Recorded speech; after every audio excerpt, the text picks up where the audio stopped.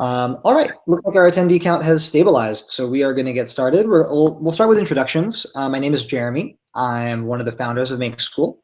I started Make School back in 2012, so it's been a little while. And seen it through its early days as an alternative to college, and its present days as a college, and really focused early on recruiting awesome students and designing financial models that protect students so that we are not replicating the inequities in traditional higher ed. We want to draw from a more diverse student body, but also protect them and make sure that we are on the hook and not them after they leave Make School. So that's been a big passion of mine, is sort of reinventing how higher ed finance should work and the incentive structures and who holds responsibility for what. We think the school should be responsible. And more recently, been helping out with the admissions team a little bit, and also, of course, been having to handle some high level and complicated decisions and processes about, like, what do we do given that, the world has kind of changed under our feet in a very dramatic and rather sudden way. So we'll be going into all of that. Dan, tell us a bit more about you. First of all, I'm so excited to see people coming really from all around the world. I can say I've had a career in a lot of different places, but like everything I could have been doing, I'm choosing to be with students because I think you all are amazing and there's so much potential that each of you hold. And it's really a privilege to be in my role, which is as an instructor, thinking every single day, how do I unlock potential in each of you? And the background of my career is that I went to business school. I actually started a social venture restaurant that supported and rewarded healthy living. I also led user growth at a couple startups. So I helped we have someone in the chat saying they're not getting any audio or video. Can we get a confirmation? People not getting, can people hear? Maybe if someone could put We are good. Okay, great.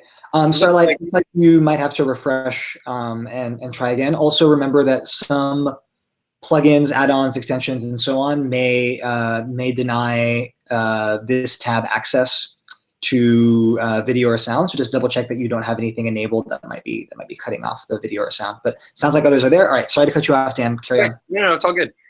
So early in my career, I worked at LearnZillion, which was an ed tech company, and helped grow our user base by 300,000 users, and started another ed tech company and got the first 5,000 users. So I do a lot of teaching about some of the soft skills. How do you start a company? How do you really kind of move beyond just an engineer to build a career as a manager, as a founder, and really kind of ensure that you can secure a promotion and all that sort of stuff. So I've been at Make School for 5 years, and I'll be here for many more because I think that this is one of the coolest jobs that exist. So to clarify for our audience, Dan, you are an instructor at Make School. You do technical instruction, and yet you don't teach people how to code. Is that right? I teach non-technical content, so mostly non-technical. So stuff like product development. How do you know if your product idea has a market that it can fit into? How do you manage a lot of the challenging teamwork problems and run groups of people as a leader? Those are a lot of the things that I focus on as an instructor, as well as some entrepreneurship stuff too. So, one of the big reasons that we brought Dan in for this webinar is that, everything that he's describing to you is goes to the core of how we try to structure education, which is we try to emulate, simulate a workplace environment to the extent that we can.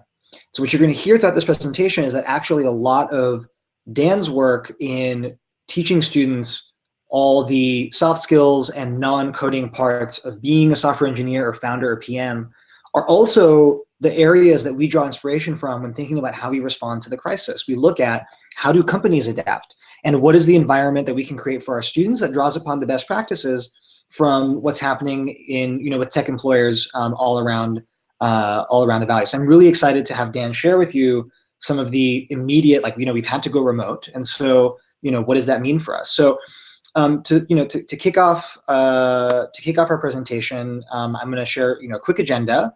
We're going to discuss how we've adapted so far, what contingencies we're planning for. Many of you have asked many questions about like what happens this fall, what happens if this, if that, and I want to cover all these different cases and edge cases.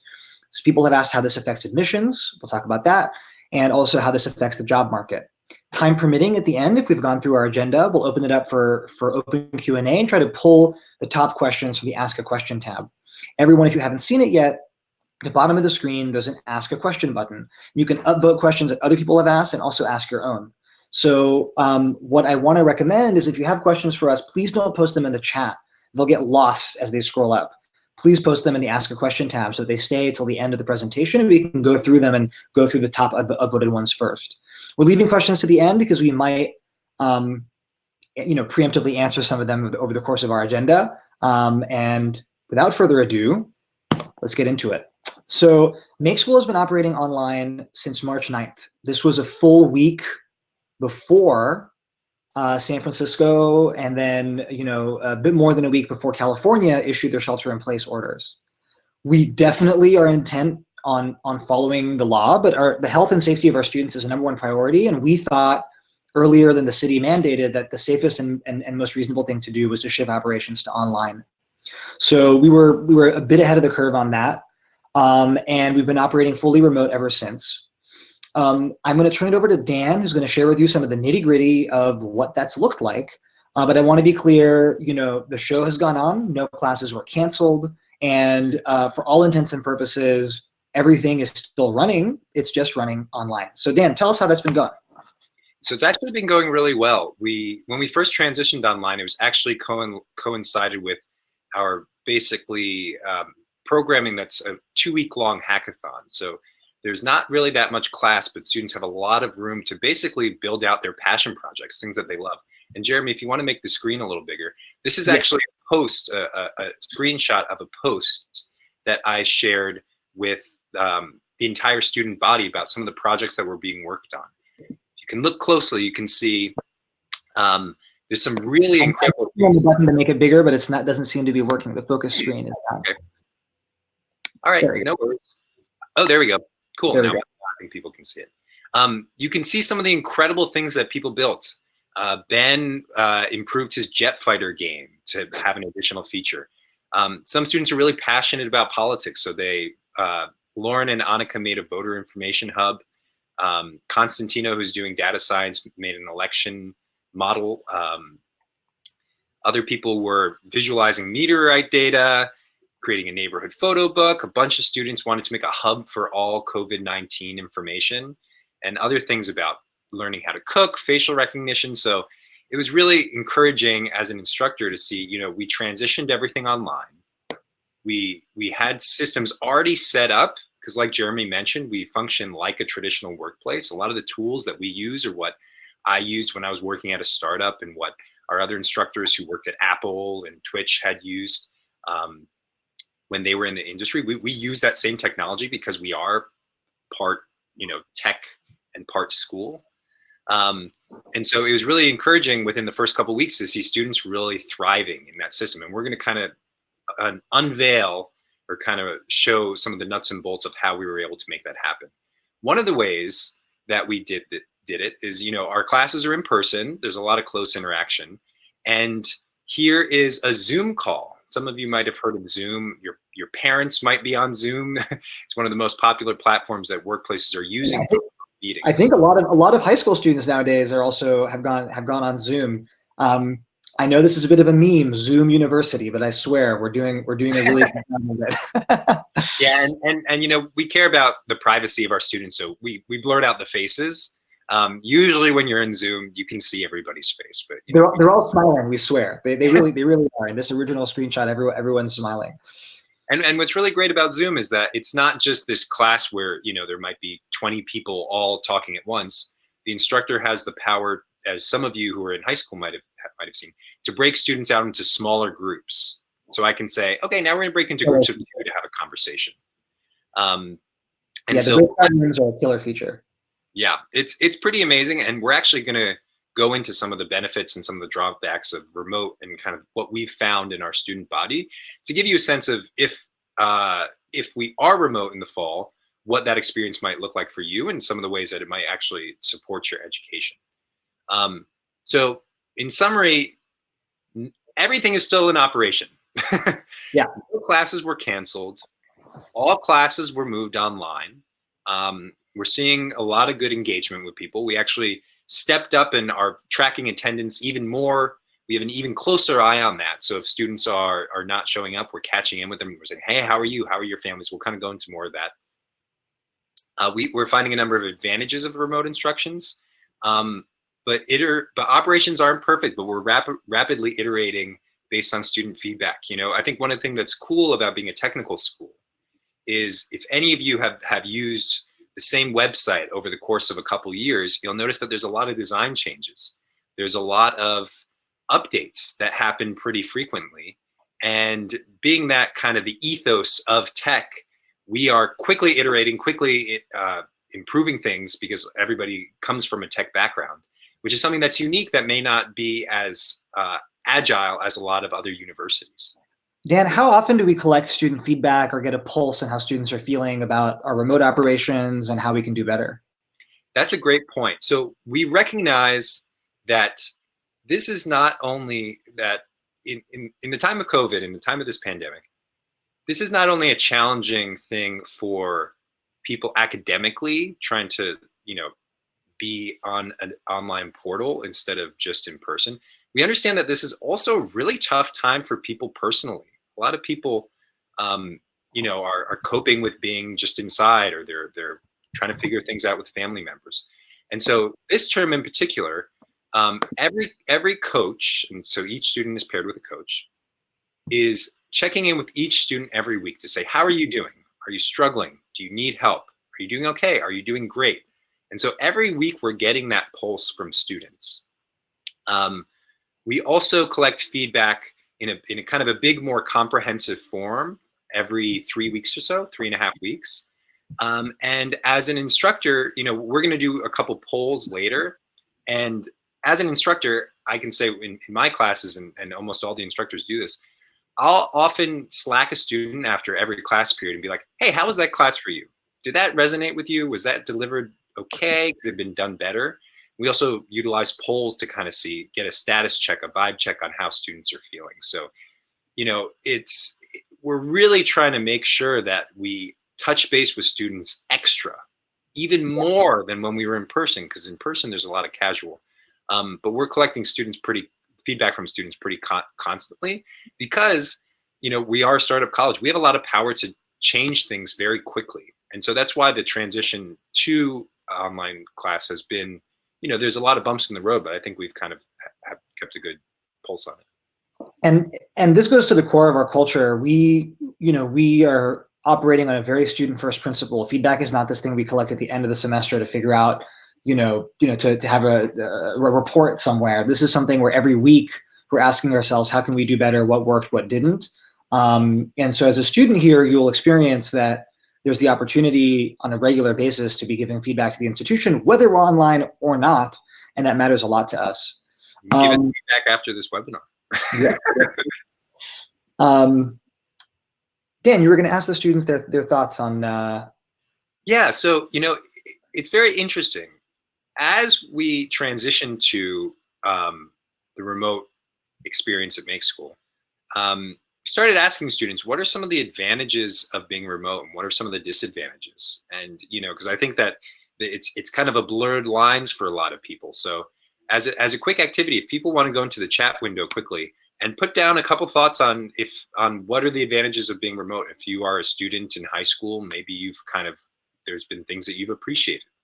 If you are a parent and are working, like what are some of the advantages of working remote that you've seen? So. Or if you're a student working or a student in college or community college, we'd love to hear, how, if anything has been better or what you think could be better. Yeah.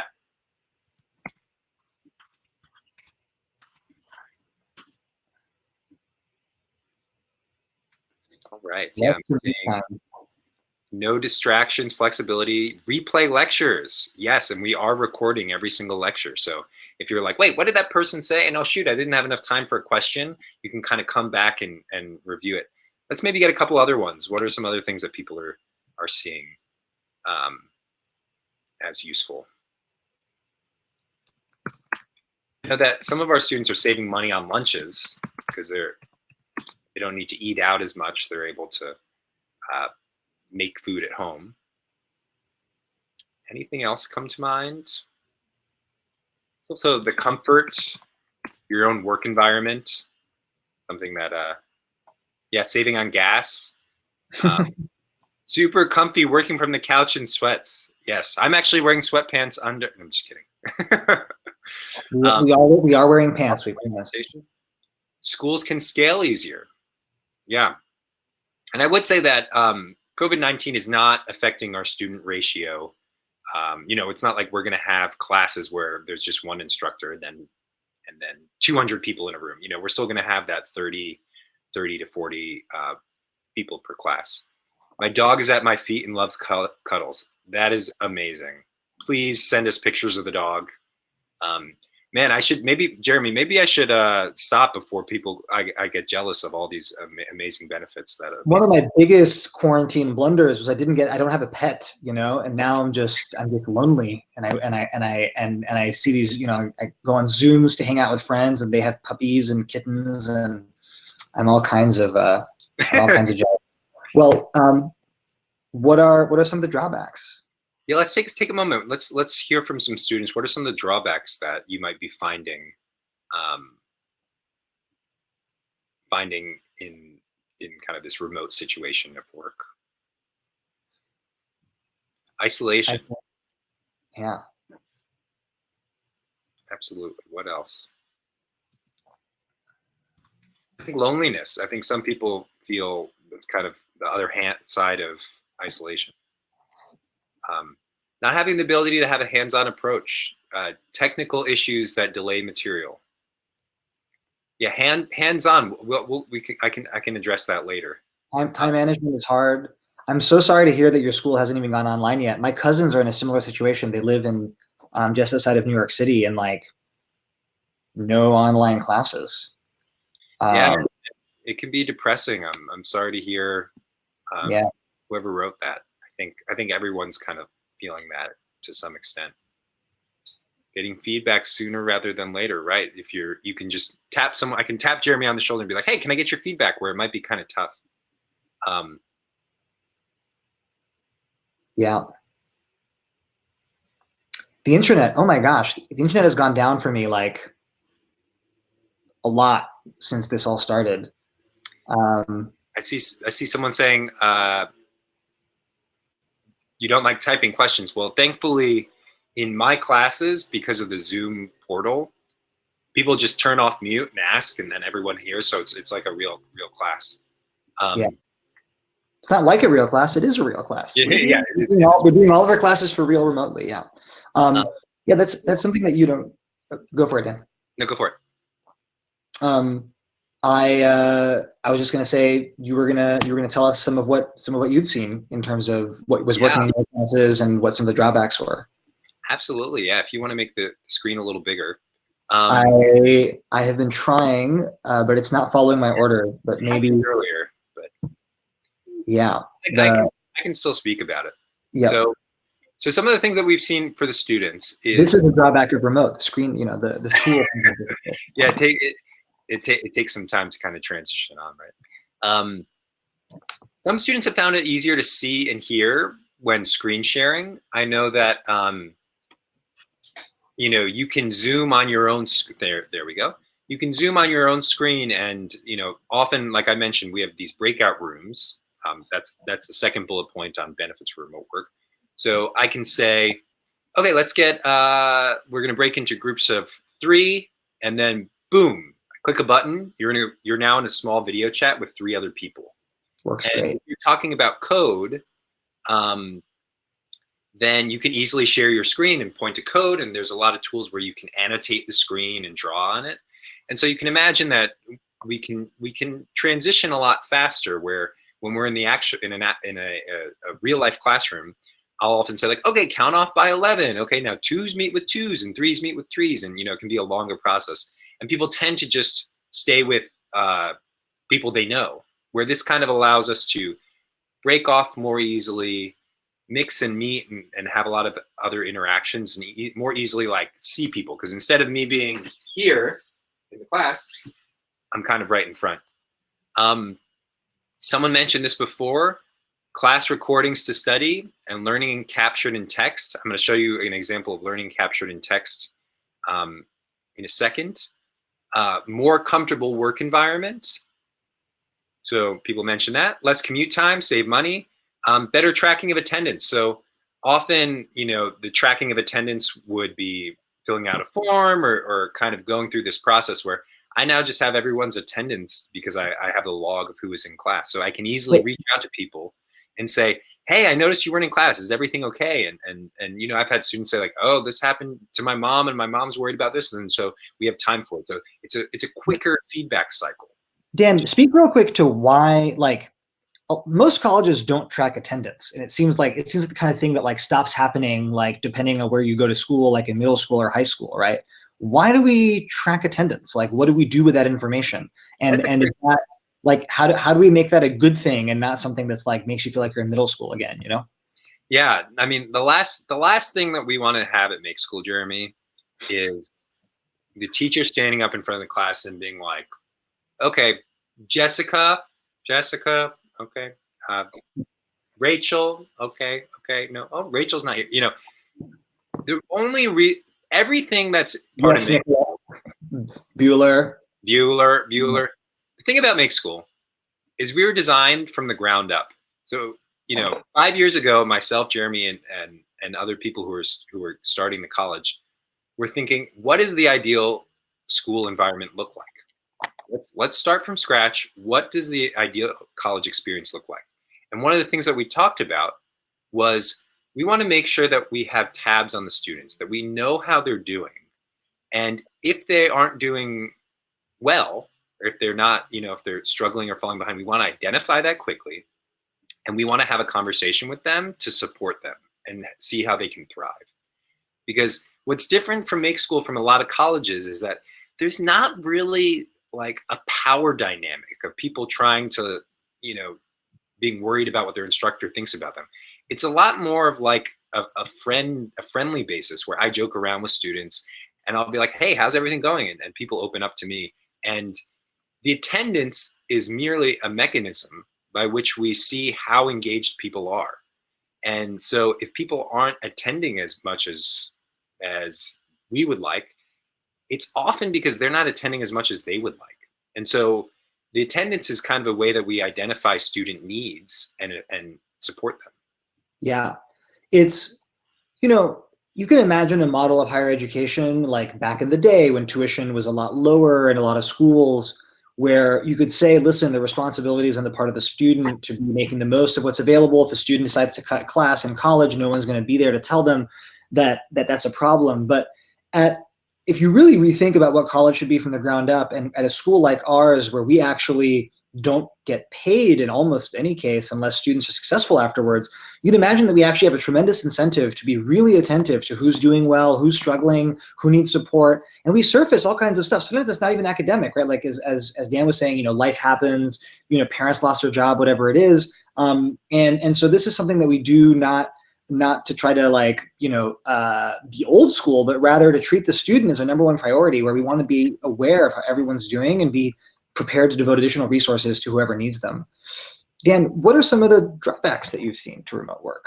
I'd say one thing, we're also a technical school. And so we actually have students take a photo of a QR code to take their attendance.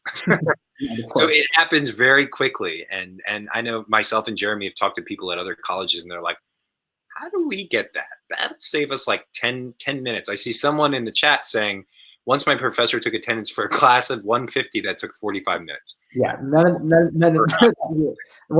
that here. And given that we're trying to emulate a professional environment, we treat classes kind of like work meetings. If you don't tell your manager that you're not going to show up beforehand, and then you don't show up to the meeting, we need a way to know that happened to also help coach you on that's not how you go about being a professional. You can't just not show up to things because your success and our reputation is on the line when you go out into the workforce. and represent this sort of new alternative school. And we want the professionalism that students have practiced here to translate to the workplace. Anyway, enough on attendance. Dan, tell us more about the some of the drawbacks you've learned and how we're dealing with those drawbacks. Absolutely. So I think the most obvious thing is that there's less in-person community, right? I can't tap Jeremy on the shoulder and say, "Wow, Jeremy, your fro's looking really, really beautiful today. What product did you put in it?" We can't have those conversations. Like in our partner dance club obviously is not doing that, right? Ballroom, not a good time for some clubs and things like that. It's a bit rough. So again, one of the themes that we've been talking about a lot today is responding quickly and having the power to respond quickly. So what we've decided is that every day we're going to have a group check-in. Each coach is checking in with their group of 12 or so students, and everyone's kind of giving an update. They're saying, "Here's what I accomplished yesterday. Here's what I'm Here's what I'm working on today. Here are my blockers, and here's what I need for support." And so it's kind of amazing how we do that over text communication, and then once a week we will kind of get together for half an hour in person over Zoom and just kind of hang out and talk about how we're doing. And it was really amazing. We had one student whose family is from Ethiopia, one student whose family is in Dominican Republic, and neither of those countries have seen a lot of COVID cases, but we were able to discuss how we were managing things, and everyone was kind of helping each other. It was really beautiful. And it's also amazing to see how rich these small groups are when people are saying, "Here's what I'm blocked on." Another student will come in and say, "Hey, have you tried this? Have you tried this?" And so the thing is that we didn't make this up. I wish we did. I think Jeremy and I would be pretty proud if we did. This is actually what they do in engineering teams. Like Jeremy mentioned, we're just modeling the school off of the way engineering teams work, because if a person is blocked on a product, that can really delay the entire team. So every day they have what they call a stand-up, and they go through this exact process. So we have the community going that way. We also have some less casual conversations. So the staff really stepped up, and actually students stepped up too. We have Zoom meditation sessions. We have gaming. My check-in group of 12, we're actually going to try Jackbox Games. Jackbox Games Party Pack. Apparently you can play online games together. So we're kind of doing that online because everybody's hungry for it. Instructors too. I want to hang out with the students. Yeah, we're all kind of lonely. Exercise too. I got, if you can message me after. I got some great YouTube exercise videos, leading some of those. The other thing too is that instructors realize we need to change our instruction. We need to have more contact with students, because that's what people need. That's what people need. So, we've been favoring more, kind of tweaking our lessons a little bit to have it be more project-based, more tutorial-based, more paired programming based. And we're really making a lot of deliberate efforts to have one-on-ones with students every week in class. So that means in addition to these daily check-ins, in addition to these really fun sessions, the instructor, if you're in a class, it's likely that the instructor you're gonna have a 5-10 minute conversation with them during the class period. And what's beautiful, like I mentioned before, is that we move beyond just instructor-student relationships. It's really really personal relationships. Like I won't say names because I want to respect everyone's privacy, but I know about the vacation that one of our students went on with his girlfriend. I know I've talked with students about some of their family issues, and we've tried to work through that. I know you're their coach. Yes, coach. And so there's kind of everything is up for discussion, because we realize that and I think all colleges are quickly kind of realizing this, and they're kind of getting a little nervous, is that if you want a student to thrive, you can't just be a great instructor. You have to be a great person to them. And if a student wants to succeed, they can't be a great learner. They have to really utilize the support network around them. And that's exactly what we're trying to make. And part of what I mentioned this earlier, another one of the drawbacks is that you can't really see the emotions on people when you're together, right? I can say a confessional. Back in the day when I was dating, Like someone would send me a text and I'd be like, what do they mean? Do they mean this? Do they mean that? Like, what is, I'm trying to read between the lines. And I think like in text conversation, it's hard to see how people are actually doing. And that's why we're having the coaches check in with people every week to kind of get that status update. So we're really thinking holistically. How do we have every single touch point with a student supporting their wellness, helping them feel connected? But it is tough, and you can't do it perfectly, and it's tough for everybody. But I think that you know, we're iterating, and we're talking with student council. We're talking with a lot of students to see how far we can kind of provide the support. The last thing I'd say is that it's challenging to find a routine. People mentioned before, someone said like, my sleep is all messed up. And someone said like, I like just feel like I'm in the same place all the time and it's difficult. One of the things that we're doing is we recognize that like, we're not just gonna have a one-off webinar and here's how to manage remote work. That's not gonna stick with people. That's not how learning works. You really need to practice. So Jeremy, if you wanna go to the next slide. If you look on the left, here's the start of my class on Tuesday. I said, post your remote, if you look on the far left, post your remote work tip here. Work with a friend on Zoom, one student said. Another student said, hectic household, close door and put do not disturb sign up. Another student said, give my phone to my sister when I need to buckle down and get work done. So like, this is gonna be kind of a constant conversation that people can reflect on and practice, because it's like going to it's like playing basketball. You're not gonna go to a 3-point line and pick up the basketball for the first time and sink it in. You know, we need to practice, and we recognize that. So here's a poll that we did to kind of get a sense of where students are finding success in remote work, ending work at a specific time, having a cool down routine. Here's one of our instructors posting her own personal tips, because she was Danny was a consultant and worked remotely for a good 5 years of her career. So again, we recognize the drawbacks, and anytime that we recognize a drawback, we're thinking, how do we make it more tolerable for students? And these are some of the things. And to be honest, we've only been at it for 3 weeks now, 3-4 weeks. And so I'm sure that this is just the start of the things that we'll be doing. Yeah.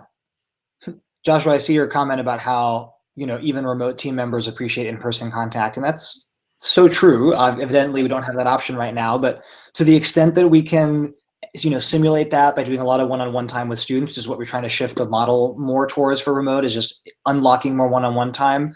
You know, we're doing our best to get as much human contact in as possible for our students in light of the circumstances. I want to speak to the contingencies that we are planning for. Basically, the most common question that we're getting from you all is some version of, here's a set of circumstances that I can imagine. You know, things are remote in the fall, then go in person. Things are in person, but I can't make it to San Francisco. Things are in person, they become remote again, you know, et cetera, et cetera, et cetera. And just know that basically every single permutation on the possibility graph we are thinking of too. At the foundational level, we have to follow the law, right? So if there's shelter in place and you can't, you know, people can't move in to new rooms, then we're going to have to follow that. We probably are even going to be a little bit more conservative than our government agencies, because we hold the health and safety of our students as being our #1 priority, and we are intent on thinking for ourselves, and that's why we went remote a week before the city of San Francisco formally did. And if we, you know, make the decision that remote is the safest thing to do, we're gonna make that decision, you know, somewhat independently, though of course taking into account as many inputs as we can. So we can't predict the future, so we are aware of all these possible options and edge cases. And the short version is we're preparing for all of them. We will continue fully remote for as long as necessary, and having a dorm option for students available is nonetheless a priority. I can't predict exactly how that will play out, but I can tell you that the moment that it's possible for students to move to San Francisco in a safe way, we want to support them in doing so. And that might mean coming to SF and doing 2 weeks of self-isolation in your dorm room before being able to come to campus. That might mean that, you know, you move in, and then if things go remote again, you spend some time back at home if that's the best thing for you. these unprecedented times really do call for unprecedented flexibility. And at the end of the day, we do want to reopen campus, but we'll only do that when it's safe to do so. And we anticipate that it's most likely we end up in one of these hybrid cases, meaning, San Francisco has let people resume some amount of normal activities, but maybe all students weren't able to make it to San Francisco. Maybe there's parts of the country that are still heavily affected, where there's movement restrictions in place, or maybe international students weren't able to get their visas issued in time because the processing at the consulates and embassies was not back up on time. Maybe, some people domestically within California can come, but people from outside of California or outside the country can't come because all flights aren't operating, right? And so the most likely outcome, this isn't the official word from Make School, but this is my, current assessment of the situation, is that we're going to have to support a flexible format where classes may be offered in person for students who are in person while still being broadcast remotely and having students simultaneously attending remotely. That is an eventuality that we have to be prepared for, but I also don't want to promise that we're going to be able to operate 100% remote, and that is not part of our plan to default to remote in the future. We want to default to in-person only when it's safe to do so, and continue remote as long as we have to until it is safe to be in person. So a few practical implications for this. You can imagine a world where it is guaranteed safe to be operating in person this fall, right? That world could emerge if a vaccine arrives way ahead of schedule, or if there's drugs that emerge that are cheap and widely available ahead of schedule. You could imagine those things happening. We can't really predict the future. And we should remember that there's kind of two exponential phenomena here that are fighting against each other. One is the pandemic, and the other is human innovation, which also looks really slow in the beginning, but then as human innovation takes off, it's also an exponential upward rise as people are going to be inventing new drugs, new treatments, new vaccines, and so on and so forth. And it's not easy to predict which exponential phenomenon is going to outpace the other and when.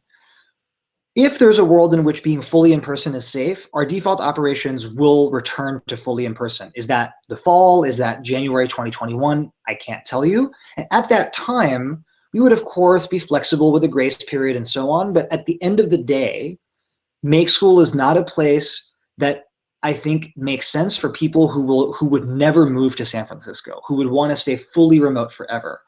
That is not going to be the operating plan. But a world in which you can stay remote for the fall or even your entire first year is entirely possible. And so long as students cannot safely come to San Francisco because of pandemic-related issues, we will continue broadcasting courses online and allowing for a remote option. But eventually, as this blows over, whenever it does, we will eventually try to bring everyone back on campus and resume in-person operations. We learned a lot about the ways that online instruction is better, and we are not going to let those lessons go to waste. The way that we will operate when we do return to fully in-person instruction will take advantage of a lot of what we learned about the flexibility of online delivery, and we hope that that means that over time, the ways in which our education evolve, leverage the best of in-person and the best of online and the best of being able to mix the two. But the ultimate intention is to have Make School back to an in-person, every student living in San Francisco or in the greater San Francisco area learning on campus. And so we just want to make that very clear, while acknowledging that on a longer time frame, in the next years, this has of course inspired us to consider what kind of programs you could offer fully online. But that will not be the ultimate form that this program that you're enrolling in takes, even if you end up doing your first entire year online. So we're prepared for all different contingencies, in person in the fall, fully remote in the fall, a mix of both. And we understand that we're going to have to be flexible, as there's going to be a significant period of time where potentially students can't make it to SF, even if SF is kind of back open for business. So that's the conclusion there. And students should feel confident, especially based on how well we've been able to make the transition to remote, that we're going to be, relative to colleges out there, we're going to be really crushing it when it comes to whatever remote options that we have to offer. When we look at the state of education, we see a lot of institutions that have had a lot of trouble adapting. And I'm not going to tell you that it was easy for us or that there's been no speed bumps, But we are very proud to say no classes canceled. The show goes on. This will not affect time to graduation for any students because it's important to us to be adaptive, modern, and as a tech-enabled school directly plugged into the best practices of the companies in this area. Many of them have gone remote effectively or have been operating remote for a long time. We are really, really well positioned to make the best of what has been an unprecedented and really challenging situation. So just know that, yes, if you can't make it to SF this fall because of a pandemic-related reason, you will not be alone. You're not going to be the one student who couldn't make it. If there are a significant number of students who can't make it in person, classes will still be offered remote until such time as we can reasonably facilitate everyone coming to SF. If that's not this fall, but that's in 2021, that's what it's going to be, and we're going to handle that eventuality just fine. In terms of admissions, we want to remind everyone that we are test optional. The SAT and ACT are not required for applications, and thank goodness, because they've been canceled in most or all places. So you don't need that to apply. We also now have changed our policy on official documentation. For initial and conditional admission, we do accept unofficial documents now. This means that what you can pull yourselves from the self-serve services provided to you by your districts and the schools you go to is enough to be able to come on campus. Once you are enrolled and once the processing of official documentation reopens, which is likely to happen sometime in the fall, we will ask you to pull those official documents though. And you will not be able to stay at Make School if by the time official documentation processing has reopened, if you can't give us your official docs, then for the next semester, you wouldn't be able to enroll in classes. That being said, we're not going to be in a rush to get those official documentations on some sort of arbitrary timeline. We're only going to ask them of you once things have gone back more to normal and we know that you can actually get them. But once they're available, you'll be asked for them. In the meantime, you don't need them and you can apply, be admitted, and enroll conditionally, meaning you can show up at Make School, enroll in classes and everything, and we'll only ask for the officials once they are actually available. We are doing biweekly admissions and enrollment webinars. You get emails about those if you've already applied or if you've expressed interest in applying. If you are interested in getting an invite and you haven't, you can email admissions@makeschool.com and we'll share more information. If you can't afford the full deposit, especially if your family is coming to financial hardship, so you've been admitted, but to reserve your spot, the money we're asking you is too high, let us know. We can reduce it significantly or even waive it. Ooh, we seem to have lost Dan. Is that my Wi-Fi that went down or is that his Wi-Fi that went down? Someone post and tell me if I'm still online. He's gone. Okay. Whew. My Wi-Fi has gone down almost once a day since this has started. Comcast is struggling in this area, but anyway. And unfortunately, tuition will not be reduced. However, your living expenses will be lower if you don't end up coming to campus. We're being flexible already with students now. Students have moved out and had to go back home. We are not charging them rent. And so you might ask, well, why is it fair for tuition not to be reduced? The answer is that our cost structure is almost all people. As magnificent as our campus building is in downtown San Francisco, it's a drop in the bucket compared to the expenses that come from just all the staff that we've hired to teach and support students. And those staff we're not taking any advantages we're not taking advantage of the situation to cut any corners. We're not saying, oh, now it's remote, so class sizes can blow up, or we can change the ratios, or we can just pre-record a class and then just give it to you. We are doing the same level of high-touch instruction, the same ratios, and as a result, the cost of administering Make School has not changed. So tuition for the program will be the same. But a lot of students would probably end up spending less than they would have in a non-pandemic situation in the event that they don't come to San Francisco because they won't be paying rent in our dorms and probably can cook at home and so on and so forth. Great suggestion about from Deb about being able to get a router with 2 separate inputs. We just got one in the mail actually today, and at my house, and have been using LTE as a fallback. So you're right on point there. And actually, Deb was one of the first to reach out to Make School and ask us, like, how were we going to be handling this, and probably the first to predict that we were going to have to operate remotely and online. So Deb was ahead of the curve on that one. But yes, so tuition will not be reduced, living expenses will be lower, and official documentation is not required, and SAT, ACT are not required. Again, if this raises more questions than it answers, please do ask a question in the Ask a Question tab. What is the impact on the job market? People are asking. So first, I'd like to re-articulate, Make School's commitment to students, which is we are committed to offering financial options for students that protect them in the case that they are not successful after the program. That evidently is going to be yet more important if we are entering a recession or a depression. In relative terms, the job market that we're preparing students for is doing great. It's practically the least affected right now. And while you're going to hear in the news of layoffs left and right from startups and hiring freezes at companies, if you take the macro view, tech is by far the most resilient to this. And our heart goes out to all those who are affected because, we're having an unprecedented, wave of joblessness in this country that is just heartbreaking. And that's going to affect some of our students and some of our alums too. There's no question about it. I don't want to sugarcoat that. So in relative terms, the job market that we're preparing you for is doing great. In absolute terms, it's doing the worst that it's been in a long time, right? There's just no two ways about it. Nothing like this has ever happened before in our lifetimes, and the economic impact is severe. We are still able to get students jobs. That being said, and so are our outcome statistics and average salary is going to take a hit? Like almost certainly. It'd be ridiculous if they didn't. Probably it's going to be harder for the average student to have multiple offers. It's going to make it harder for them to negotiate those offers. The percentage of students that may not have a job after graduation, have to look for 3 months, 6 months for a job, will likely increase.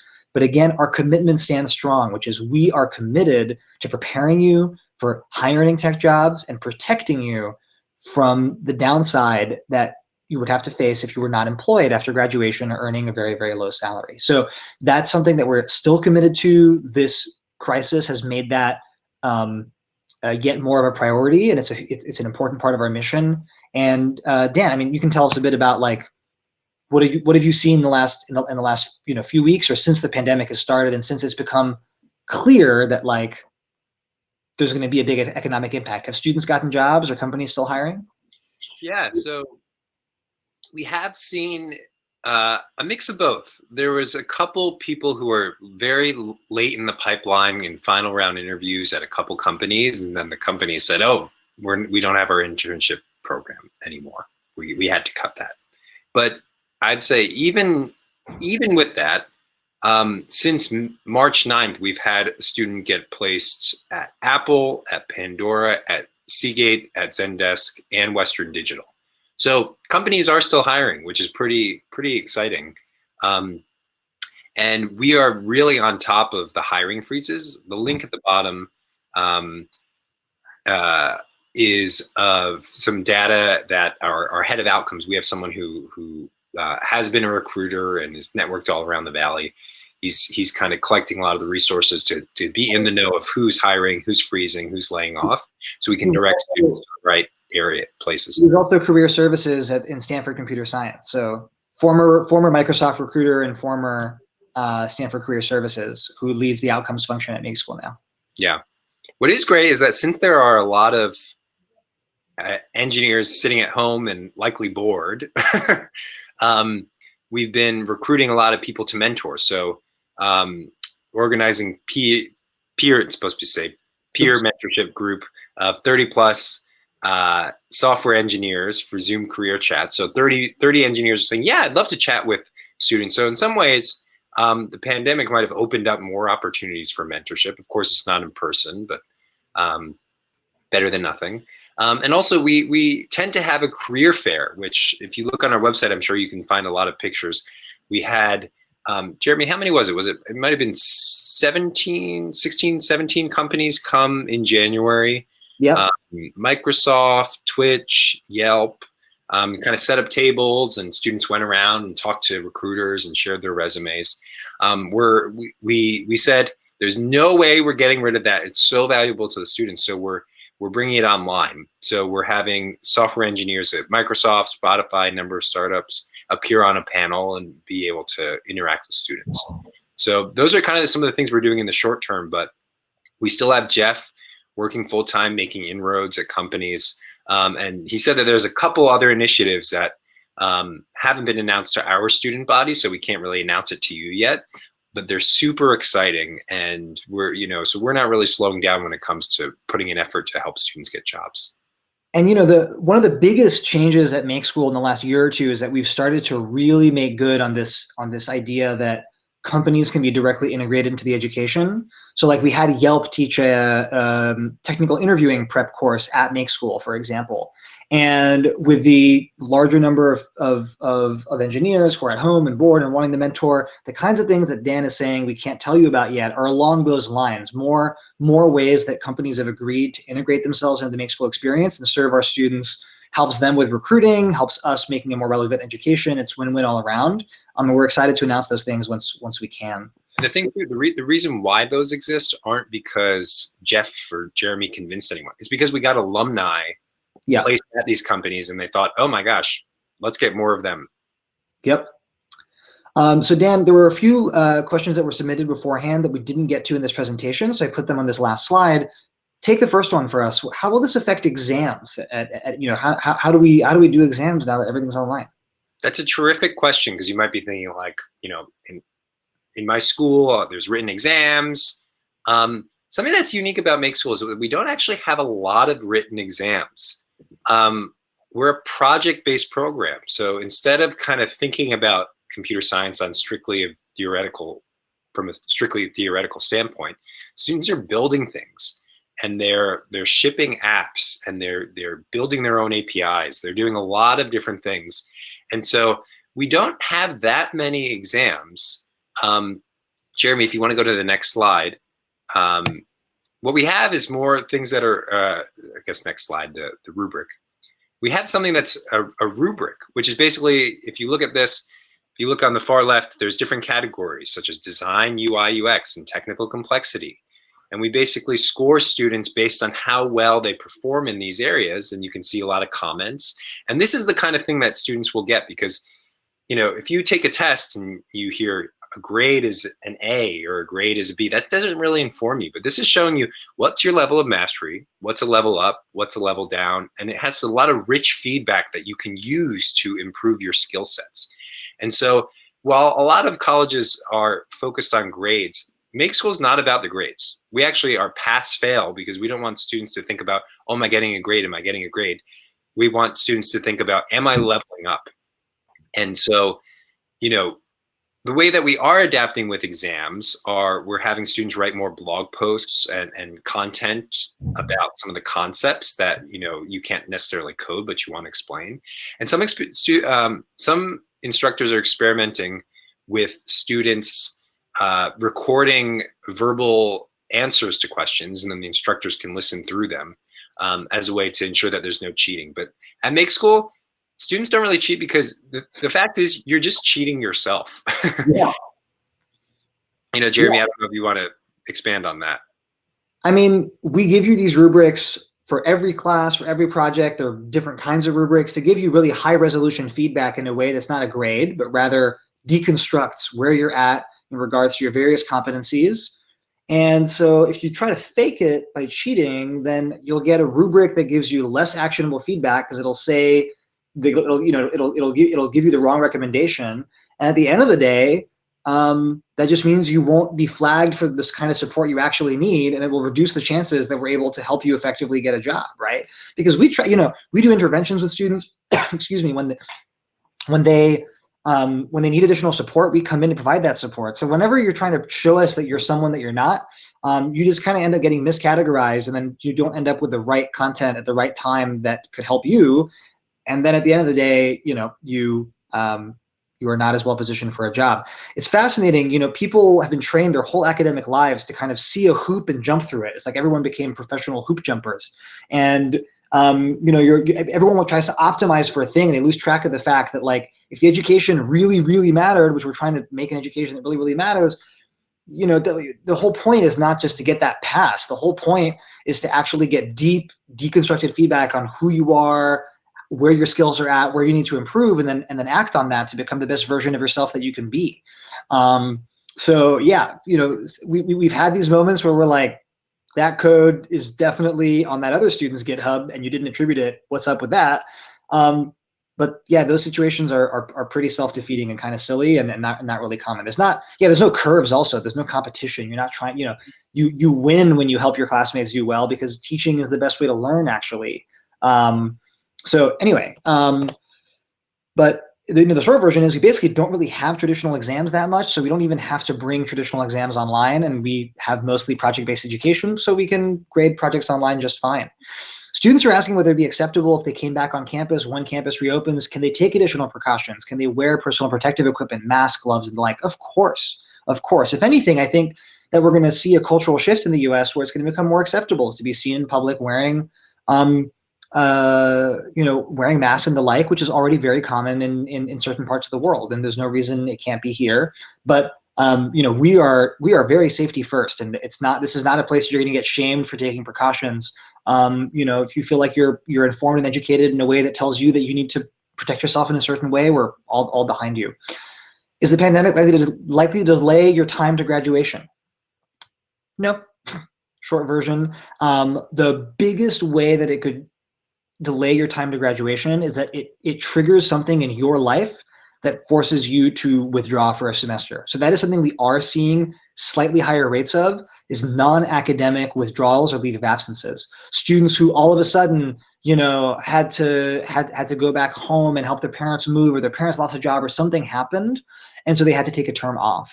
So if we are starting remote and then we say, great, San Francisco's back open, and by 2 months from now all students will be back on campus, and something happens where you can't come, that might be a risk to your time to graduation. But otherwise, we're not canceling any classes. The show goes on. There's no reason this should affect time to graduation. I'm opening up the question panel now.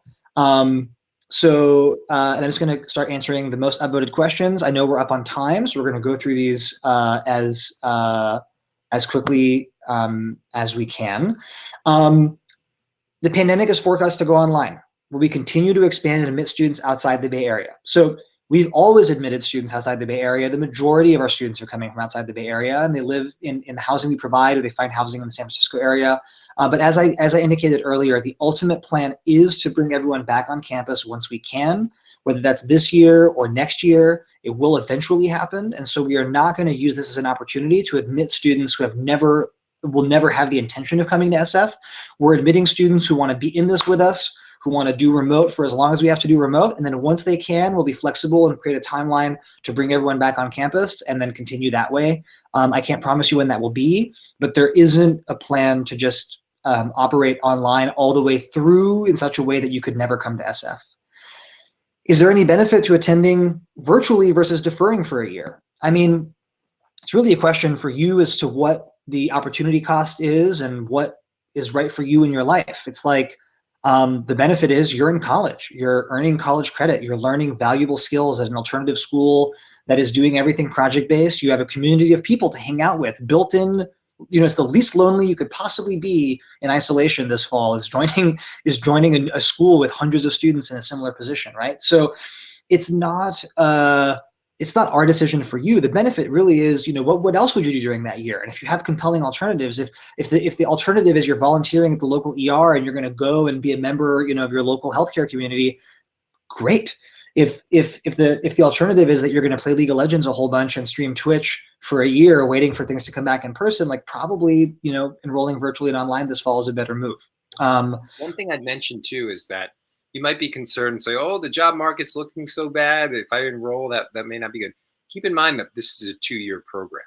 And even the most conservative models are expecting the economy to really pick up within 2 years. So right. There is a case that like it's a good time to go back to school or go to school because you'll have a better job market when you get out on the other side.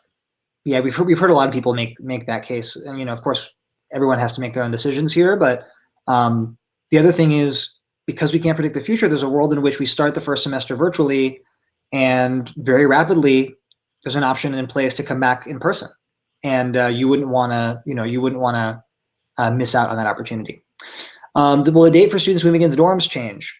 Yeah, probably. We're going to keep a close eye on things and update people as the time comes nearer. We'll keep you posted, but probably, yeah.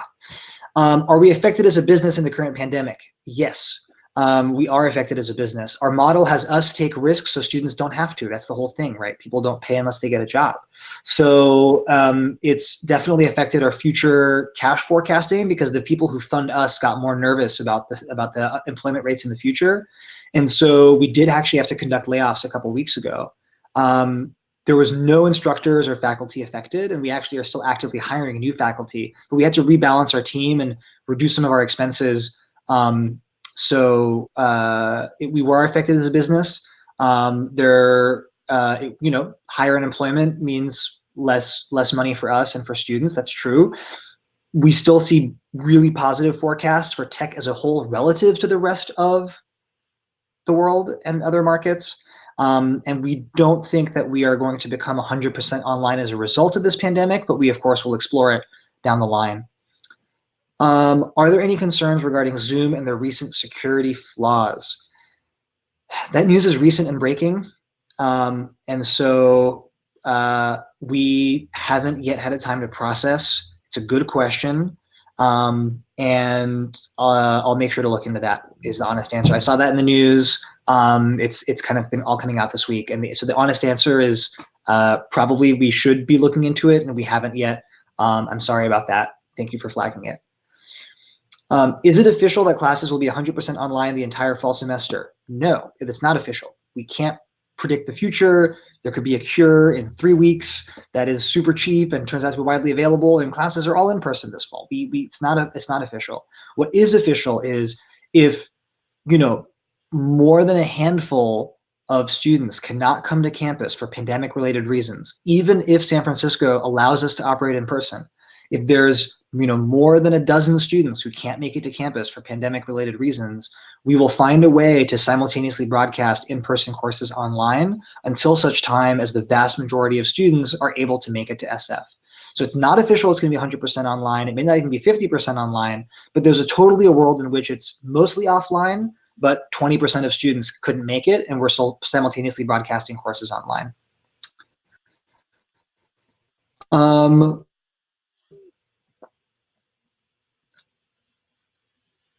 What happens with engineers who want to go and work in a foreign place?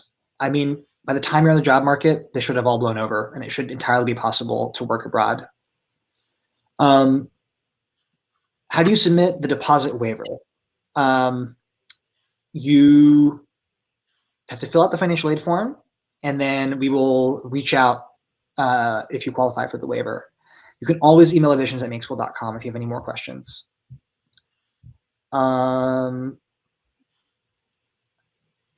Good question. Will there be leeway for anyone who may not be able to get up-to-date immunizations for the fall semester? I don't think so, unfortunately, but we can double check. Especially in light of the pandemic, it's one of those things where I imagine that the policies on immunizations are likely to be more stringent, not less. Not less. How long would it take to earn a master's in computer science? Make School offers a bachelor's degree that you can complete in 2 calendar years. So that's a fall of study, a spring of study, a summer of study, a fall of study, a spring of study, and then a summer of internship. So 2 falls, 2 springs, 1 summer of study, 1 summer of internship, in whichever order. After that, you have a fully accredited real 4-year bachelor's. So that even though it's accelerated, it is a 4-year bachelor's degree. With that, you can apply to grad schools. Master's programs in computer science vary typically from 1 to 2-year programs. So there's a world in which right after Make School, you can go straight into a master's program and get a master's in 1 year. It's not uncommon for that to take 2 years as well. To clarify, Make School is not a master's program. Yeah, we don't have a master's program. That's right. Are we going to accept the same number of students this fall, whether we're online or on campus or a mix? We are not going to change the number of students we enroll based on whether we are online or not. We are not going to change our class ratios. We're not going to use this as an opportunity to scale faster. We're going to maintain the same ratios between staff and students as we planned, no matter what format we deliver in. How does the current situation affect the accreditation of our program? Our accreditation is not affected. The accreditors right now are, of course, being very flexible about schools suddenly switching to online instruction, and they're not, they're really happy that we've adapted so rapidly. So they're, again, it's the risk is more what happens if something happens in your situation that prevents you from enrolling for a term, less so what happens if the pandemic, affects our operations. The show's going on, no classes have been canceled. There's no reason that this would affect someone's time to graduation. Okay, I think I've answered most of the coronavirus related questions. I see other questions that are not coronavirus related or that we've already answered to in writing. So you can go to the Q&A tab and you can see we've put some answers in writing. I think with that, we're gonna we are going to call it. A few minutes over time. Thank you all for your patience. Appreciate everybody joining us. If there's any further questions, you can always email admissions@makeschool.com. The short summary here is classes are still running. Nothing is canceled. We are going to run classes remote in the fall if we have to. We're going to run them in person if we can, and we're going to run them in person and remote if we have to. Joshua, thank you so much. That's so sweet of you to say, and appreciate everyone's encouragement and kind words.